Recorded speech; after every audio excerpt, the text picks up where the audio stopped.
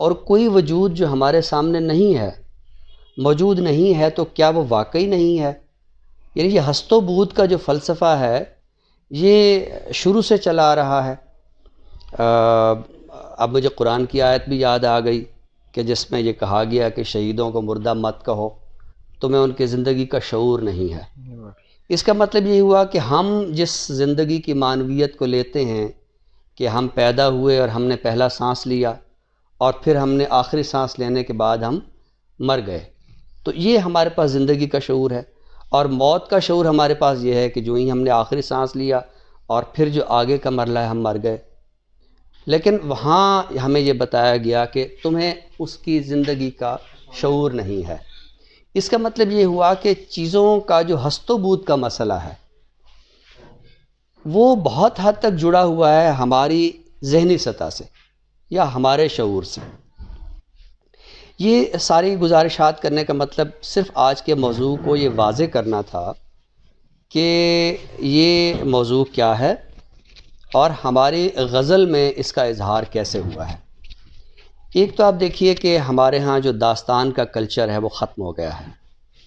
یعنی آج تک یہ ایک مسئلہ چلا رہا ہے کہ ہمارے ہاں جو اردو ناول ہے یا کہانی ہے وہ استحکام پذیر کیوں نہیں ہو سکی، وہ بڑی کہانی کیوں نہیں سامنے آئی۔ اس کی وجہ یہ ہے کہ ہم نے اس سارے سلسلے کا آغاز بہت پھسے طریقے سے کیا۔ یعنی میں اپنے بزرگ اور محترم ناول نگاروں کے حوالے سے کوئی مخالفانہ بات، کوئی ایسا کوئی انتہا پسندانہ جملہ نہیں کہنا چاہتا، لیکن چونکہ اس وقت ہم ایک نوآبادیاتی طاقت کے زیر اثر تھے، سو ہمیں جو کہا گیا وہ ہم نے لکھا، جو تصورات تھے وہ تشکیل پا گئے۔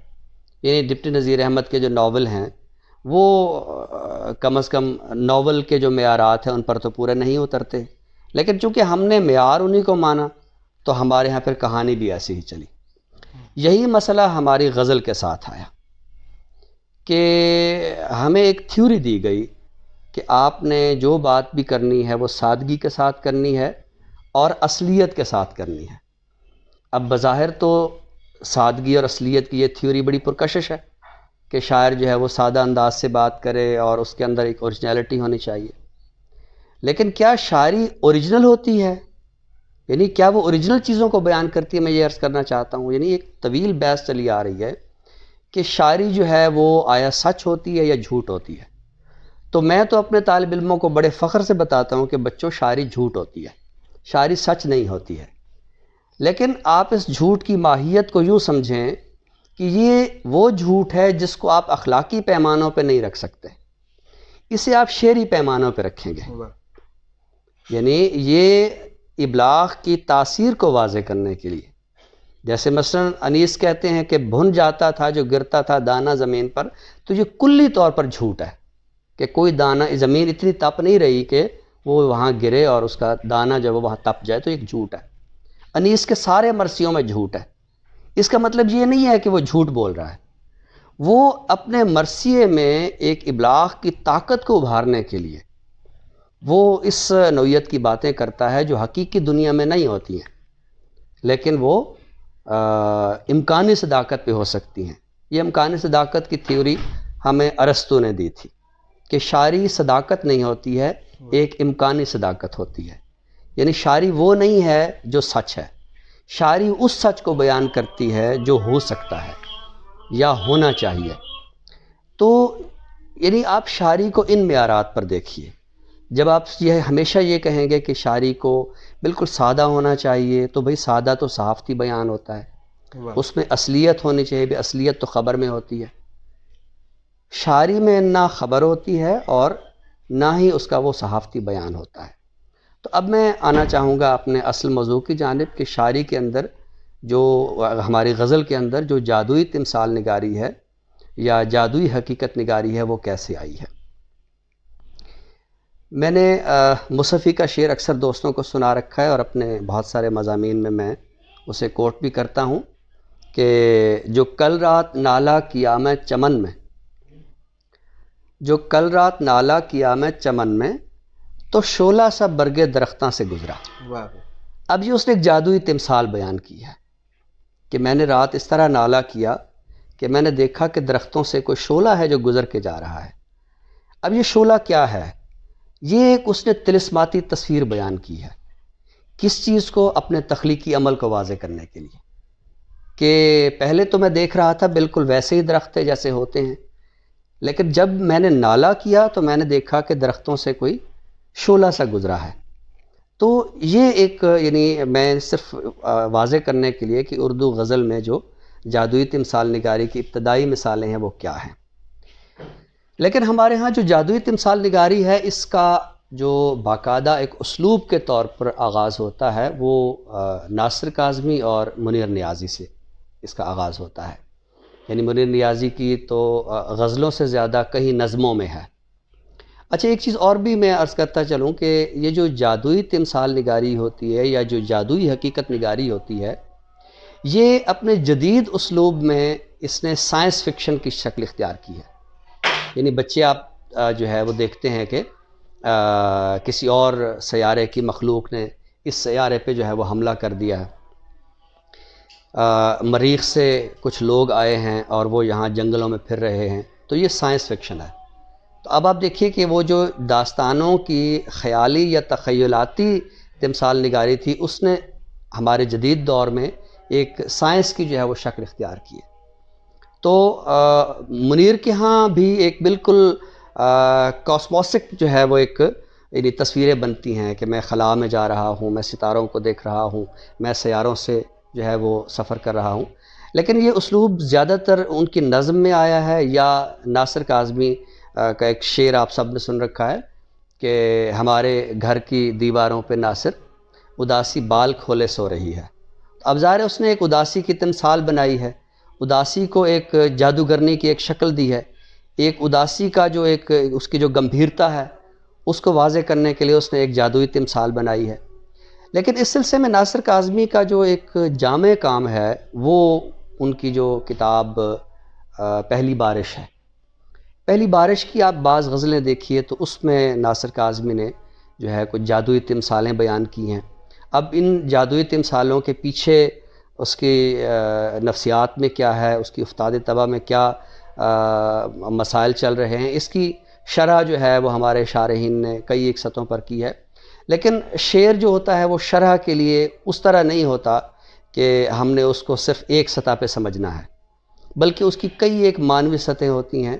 اور یہاں اگر میں ناصر کاظمی کی جو کتاب پہلی بارش ہے اس سے اگر میں ایک مثال آپ کے سامنے رکھوں کہ دم ہونٹوں پر آ کے رکا تھا، یہ کیسا شعلہ بھڑکا تھا، تنہائی کے آتش دان میں لکڑی کی طرح جلتا تھا، زرد گھروں کی دیواروں کو کالے سانپوں نے گھیرا تھا، آگ کی محل سرا کے اندر سونے کا بازار کھلا تھا، محل میں ہیروں کا بنجارہ آگ کی کرسی پر بیٹھا تھا، ایک جادوگرنی وہاں دیکھی اس کی شکل سے ڈر لگتا تھا، کالے منہ پر پیلا ٹیکا انگارے کی طرح جلتا تھا، ایک رسیلے جرم کا چہرہ آگ کے سپنے سے نکلا تھا، پیاسی لال لہوسی آنکھیں رنگ یہ تھوڑی سی مس پرنٹنگ ہے، میں اگلا شعر پڑھتا ہوں۔ بازو کھنچ کر تیر بنے تھے، جسم کماں کی طرح ہلتا تھا، ہڈی ہڈی صاف عیاں تھی، پیٹ کمر سے آن ملا تھا، وہم کی مکڑی نے چہرے پر مایوسی کا جال بنا تھا۔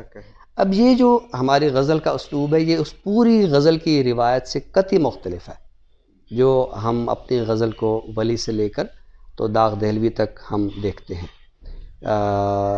اس کے بعد ہم دیکھتے ہیں کہ ایک ہمارے ہاں شاعر ظفر اقبال ہیں، ان کی کتاب آب رواں کو کئی ایک حوالوں سے اس کی تحسین کی جاتی ہے، لیکن اس زاویے سے ابھی تک آب رواں کو نہیں دیکھا گیا کہ اس کے اندر ظفر اقبال نے جادوئی تمثال نگاری کتنی مختلف انداز میں کی ہے۔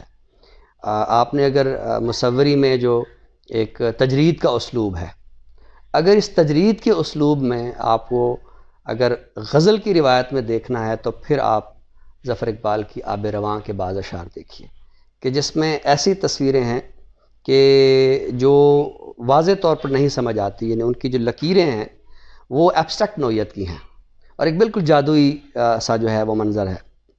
سمجھ میں آئے کہاں کے منظر حواس کے آس پاس کا ہے، یعنی حواس اسے پوری طرح جو ہے وہ گرفت میں نہیں لا سکتے. میں اس وقت ظفر اقبال کی کلیات سے بھی ایک چند اشعار میں اگر آپ کو سناؤں. شب بھر رواں رہی گل مہتاب کی مہک، شب بھر رواں رہی گل مہتاب کی مہک، پاؤ پھوٹتے ہی خشک ہوا چشمہ فلک، موج ہوا سے کانپ گیا روح کا چراغ، سیل صدا میں ڈوب گئی یاد کی دھنک. اب اس میں مصوری اس طرح نہیں ہے یا امیج وہ نہیں ہے جو ہمیں ولی کی غزل میں نظر آتے ہیں یا میر کی غزل میں ہمیں نظر آتے ہیں. اچھا، یہ جو جادوئی تمثال نگاری ہے اس کا تعلق چونکہ ہماری استوری اور دیو مالائی جو روایات ہیں ان سے بھی ہے. تو ہم دیکھتے ہیں کہ 70s میں جو ہمارے پاس ایک نسل آئی کہ جس میں ایک نام شبیر شاہد کا ہے. شبیر شاہد کو بہت کم لوگ جانتے ہیں چونکہ شبیر شاہد جوانی ہی میں کہیں غائب ہو گئے اور آج تک ان کے بارے میں علم نہیں ہے کہ وہ کہاں ہیں، حیات ہیں یا اس دنیا سے چلے گئے ہیں. لیکن 70 کی دہائی کے جو ہمارے معتبر شعراء ہیں، ثروت ہوں یا اظہار الحق ہوں یا خالد اقبال یاسر ہوں یا غلام محمد قاصر ہوں، اپنے اس اسلوب کا اگر کسی کو پیش رو تسلیم کرتے ہیں تو وہ شبیر شاہد ہے. تو شبیر شاہد ہیں، اس کے بعد یہ جتنے بھی میں نے نام لیے ہیں. تو ثروت کے ہاں یہ جو جادوئی امیجز ہیں یہ بڑے شاندار ہیں. ثروت حسین کیا اس کی بڑی خوبصورت غزل ہے کہ ایک اژدہا چراغ کی لو کو نگل گیا، میں سو رہا تھا اور میری خوابگاہ میں ایک اژدہا چراغ کی لو کو نگل گیا. تو یہ اب ظاہر ہے کہ غزل کا جو پارک ہے اس کو یہ دیکھنا ہے کہ اس میں یہ جو اژدہا ہے اس کی کیا معنویت بنتی ہے، چراغ جس کو کھا گیا اس کی کیا معنویت بنتی ہے.